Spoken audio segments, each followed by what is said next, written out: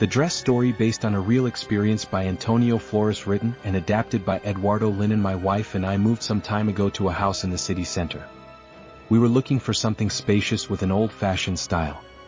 Our search led us to an old neighborhood, perhaps one of the first to be established. We saw many very old buildings, some very deteriorated by time, and others with high prices that were far from what they were actually worth. After weeks of searching and waiting, we finally found one that convinced us. The house dated back to the 1940s and had a brick facade with solid wrought iron doors and windows, giving it a romantic and very vintage look, which was exactly what we're looking for. The interiors were robust, with high ceilings. It had a second floor where the rooms gave a sense of spaciousness and charm, although the atmosphere smelled of oil paint. We immediately thought about how we would decorate the whole place with antique furniture. My wife was thrilled by the fact that the master bedroom had access to a large balcony with concrete stairs leading to the roof and water tanks. There was also a kind of wooden roof where there was supposed to be a laundry area, now a place where useless things were stored that we, of course, were going to throw away. The move was pleasant. We had planned to invite our friends over for a barbecue after arranging the last piece of furniture. After a fun gathering, everyone started to leave and we began to unpack the moving boxes.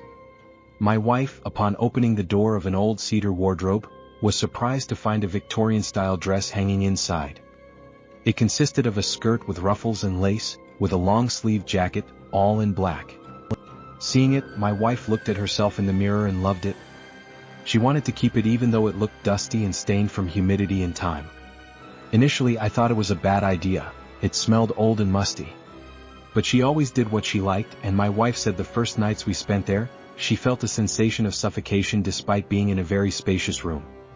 It was during the early mornings that I would wake up because of the creaking of the wardrobe doors, which constantly opened and revealed that dress, which at first glance seemed as if someone was standing in front of us. My wife didn't notice because she was a heavy sleeper, but I often got up due to that horrible feeling of anxiety. One night, before going to sleep and overwhelmed by this event, I decided to place a heavy stool against the doors to ensure they wouldn't open again. However, that same night, I was awakened by the sound of the stool dragging across the floor. I got up immediately to check if someone had entered, and to my surprise, the stool was a few steps away from the wardrobe, which had its doors open, displaying that cursed dress. That was too much for me. I tried to find a logical explanation for what was happening, but I couldn't. I didn't want to entertain thoughts of ghosts. Perhaps there was a reason for everything that had happened, but I just couldn't see it or understand it. I didn't want to get into debates with my reasoning, so I stood up, determined to turn the wardrobe towards the wall to prevent the doors from opening. And that's what I did. The noise of the dragging woke my wife, but I chose not to tell her anything to avoid alarming her. I returned to bed and that was it for the night. The next morning I went to work and said goodbye to my wife. I returned home very late, having been delayed by a work meeting, and arrived around 10 at night. Upon entering, the first thing I noticed was the kitchen light on.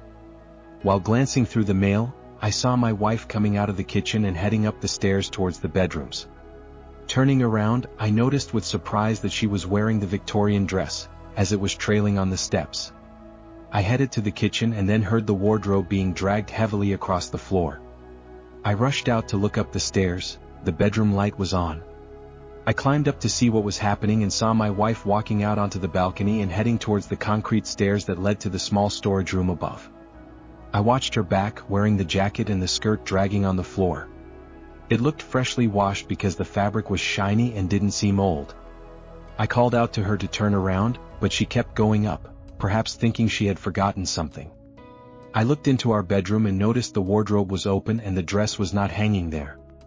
I felt I needed to get rid of that dress, but since my wife liked wearing it, I would have to carefully consider how to make it disappear. A long time passed and I noticed my wife hadn't come down, so I decided to go up and ask if everything was all right. A feeling of emptiness in my stomach overwhelmed me when I entered the room and realized there was no one there. There was no sign of my wife. It was impossible. She had been there the whole time and I would have noticed if someone had gone downstairs. I returned to our bedroom, and a huge chill ran down my spine when I saw the old worn dress hanging in front of me. I was paralyzed staring at it and time seemed to stretch endlessly. Fear overwhelmed me, and my sanity was on the verge of collapsing when I heard the door to the entrance open.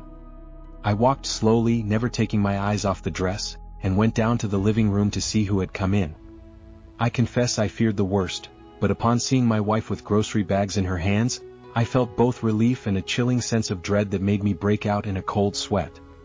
Still, I didn't want to say anything to her because I knew she would get upset. But I had to get rid of that dress at all cost. That night, I couldn't sleep because I was staring intently at the wardrobe. I had locked the doors and was waiting for something, anything, to indicate that I wasn't losing my mind, even though the evidence left me tormented and frightened. The hours began to pass, and it was early morning when sleep started to overcome me. I opened and closed my eyes, trying not to fall asleep, but fatigue took its toll. Between blinks, I began to drift off, and in the brief moments before my eyes fully closed, I saw that the wardrobe door was open, and in front of me was the dress, which startled me awake. The sleepiness vanished, and I went from uncertainty to terror. The dress was no longer in the wardrobe. My heart began to pound, and suddenly, a spasm invaded my chest when I heard a raspy voice through the window leading to the balcony saying, "Get out." I felt an intense chill, a strange drop in temperature that made me tremble even more, and I found myself in a state of utter desperation. Out of the corner of my eye, I noticed something behind the window leading to the balcony, and I didn't want to turn around. I was paralyzed, and a slight movement of the curtain made me turn quickly. When I saw the figure through the window, I couldn't take it anymore. I let out a muffled scream when I saw a horrifying old woman with her hair tied back, her skin cracked with age, and her eyes bulging, wearing a hateful expression that plunged me further into absolute terror. She was wearing that cursed dress with the jacket and seemed to be peering through the window. Just as I saw her, she vanished before my eyes in an instant. I couldn't move a single muscle, and I tried to speak, to wake my wife, or to make any noise that would make me react. I turned to look at my wife, and those horrible feelings of fear intensified when I saw the dress hanging inside the wardrobe, its doors slamming shut violently before my eyes. That was it for me. I screamed and screamed, completely terrified, and my wife woke up just as frightened, seeing the terror in me. She tried to shake me to get me to react, and I attempted to speak, but only babbling and noises came out of my mouth as I struggled to draw in air to scream some more. After that, I lost consciousness and woke up in a hospital, thinking it might have been a horrible nightmare, but it wasn't. I had a nervous breakdown followed by a panic attack, and then I fainted. I was on the verge of having a heart attack from the situation. Days passed and I didn't tell my wife anything. I was afraid something might happen to her, so I asked her to stay at an aunt's house a few blocks from the hospital. She didn't refuse, but she found the whole situation very strange. When I was discharged from the hospital, I didn't want to return to that house. I was terrified of it, and I felt nauseous and unwell, sensations I couldn't control. Desperate, I told my wife everything that had happened. She was surprised but didn't seem scared. That's when she made a chilling revelation.